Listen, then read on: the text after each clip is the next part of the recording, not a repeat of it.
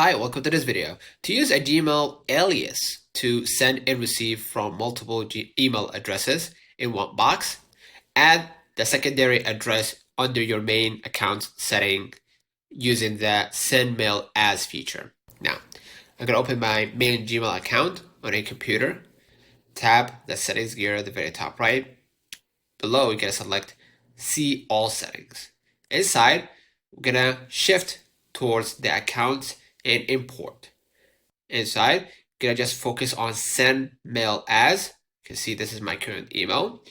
Now I'm gonna just select add another email address, right? Type your name and your other email address, right? And make sure that you treat as an alias is checked. And then click next step and follow the directions to verify the address. Right? Now, once you do that, gonna go back and hit compose to start a new email, and then click on the form field. If you do not see it, click your email address next to the recipient's name to show it, and pick the alias you want to use from the drop-down menu. Choose to reply from the same address that got the message by checking that option in your main settings. So consider liking this video, subscribing, it really helps with the channel. Till next time.